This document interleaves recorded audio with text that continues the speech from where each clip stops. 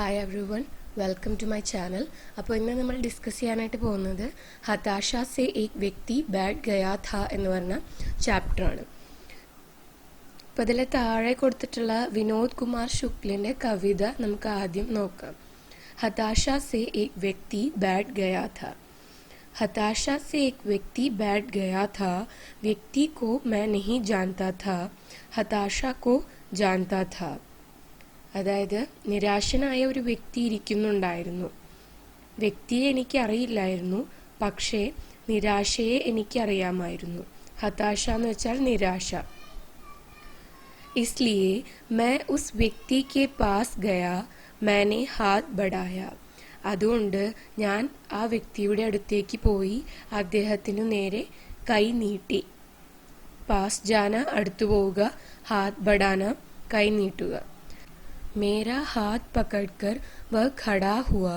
मुझे वह नहीं जानता था, मेरे हाथ बढ़ाने को जानता था. എൻ്റെ കൈ പിടിച്ചുകൊണ്ട് അയാൾ എഴുന്നേറ്റു നിന്നു. എന്നെ അയാൾക്കറിയില്ലായിരുന്നു, പക്ഷേ കൈ നീട്ടുന്നത് അറിയാമായിരുന്നു. हम दोनों साथ चले. दोनों एक दूसरे को नहीं जानते थे, साथ चलने को जानते थे. ഞങ്ങൾ രണ്ടുപേരും ഒരുമിച്ച് നടന്നു. രണ്ടുപേർക്കും പരസ്പരം അറിയില്ലായിരുന്നു, പക്ഷേ ഒരുമിച്ച് നടക്കാൻ അറിയാമായിരുന്നു. ഇത്രയാണ് വിനോദ് കുമാർ ശുക്ലിൻ്റെ കവിതയിൽ പറയുന്നത്. ഇനി നരേഷ് സക്സേന എഴുതിയ വ്യാഖ്യാനം നോക്കാം. വിനോദ് കുമാർ ശുക്ല अपनी मौलिकता के साथ ही भाषा की अनगढ़ता के लिए विख्यात है, किंतु इस कविता में मौलिक होने के साथ ही वे काव्य शिल्प के सिद्ध कवि की तरह भी दिखाई देते हैं.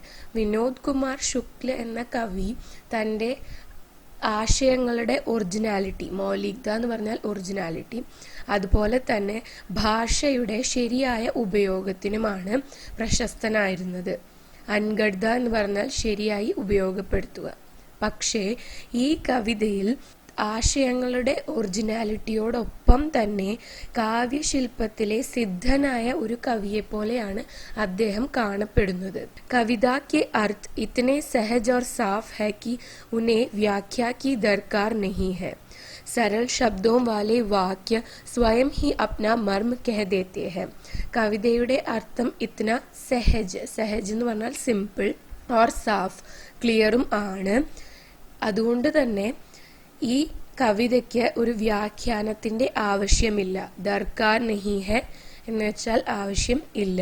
വളരെ എളുപ്പമുള്ള ശബ്ദങ്ങൾ കൊണ്ട് തന്നെ അദ്ദേഹം ഇത്രയും പ്രാധാന്യമുള്ള ഒരു ആശയം ആണ് പറഞ്ഞു തരുന്നത്. മർമ്മ എന്ന് പറഞ്ഞാൽ ഇമ്പോർട്ടൻറ്റ് മീനിങ്. व्यक्ति को मैं नहीं जानता था, हताशा को जानता था.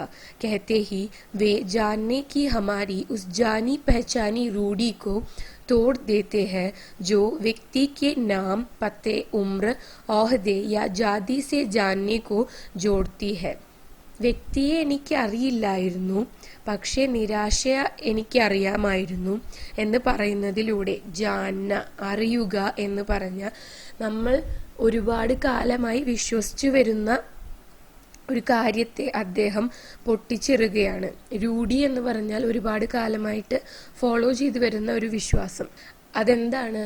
ഒരു വ്യക്തിയുടെ പേര്, അഡ്രസ്, പത്ത എന്ന് പറഞ്ഞാൽ അഡ്രസ്, ഉമ്ര ഏജ്, ഓഹദെ പദവി അല്ലെങ്കിൽ ജാതി എല്ലാം അറിയുക എന്നതിനോട് ബന്ധിപ്പിക്കുന്ന നമ്മളുടെ ആ വിശ്വാസത്തെ അദ്ദേഹം പൊട്ടിച്ചെറുകയാണ്.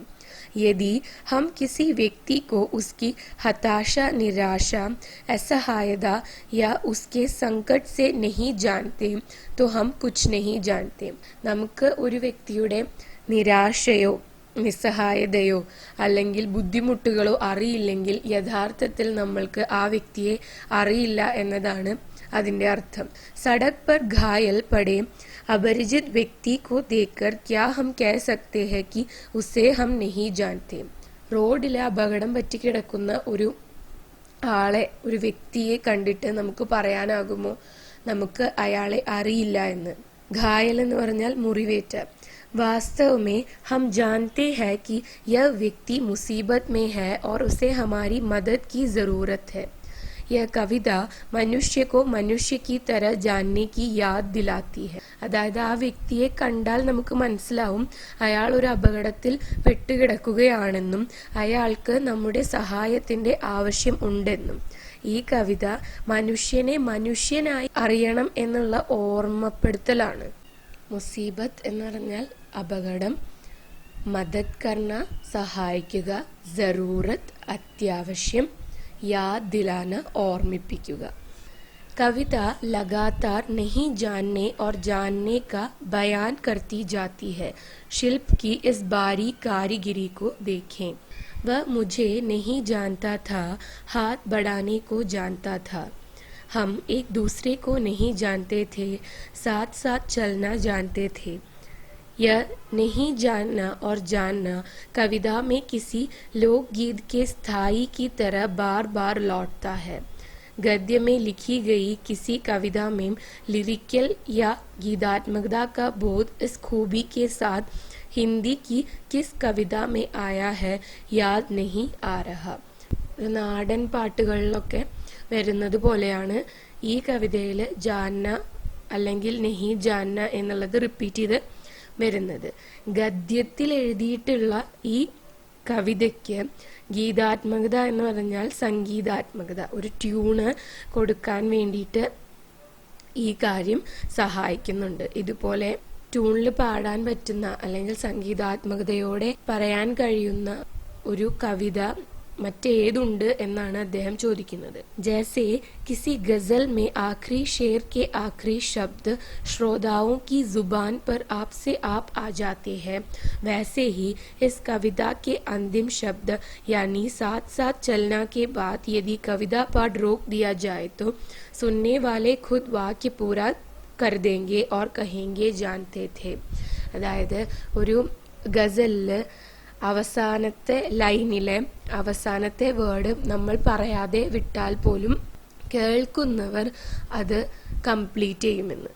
അതുപോലെ ഈ കവിതയിലെ അവസാനത്തെ വരിയില് സാത്ത് സാത്ത് ചലന എന്ന് പറഞ്ഞ് കവിത നിർത്തുകയാണെങ്കിൽ കേൾക്കുന്നവർ തന്നെ ജാൻതേ ഥേ എന്ന് പറഞ്ഞ് ആ ഭാഗം പൂരിപ്പിക്കും. यह कविता जानना शब्द के रूढ़िग्रस्त अर्थ को पूरी तरह से बदल देती है. ഈ കവിത അറിയുക എന്ന വാക്കിന്റെ പരമ്പരാഗതമായ ആ അർത്ഥത്തെ പൂർണ്ണമായും മാറ്റുകയാണ്. रूढ़िग्रस्त പരമ്പരാഗതം. इस कविता की पहली 2 पंक्तियों में ही कवि अपनी पूरी बात कह देते हैं. शेष पंक्तियां उसी कहे गए को और सघन और गहरा करती है. കവിക്ക് പറയാനുള്ളത് ആദ്യത്തെ 2 വരികളിൽ തന്നെ കവി പറഞ്ഞു തീർത്തിരുന്നു. ബാക്കി വരികളെല്ലാം തന്നെ ആ ആശയത്തെ ആഴത്തിൽ വിശദീകരിക്കുകയാണ് ചെയ്യുന്നത്. ഗഹരാ കർണ ആഴത്തിൽ വിശദീകരിക്കുക. कविता का संदेश है कि 2 मनुष्यों के बीच मनुष्यता का एहसास यानी मानवीय संवेदना होना जरूरी है.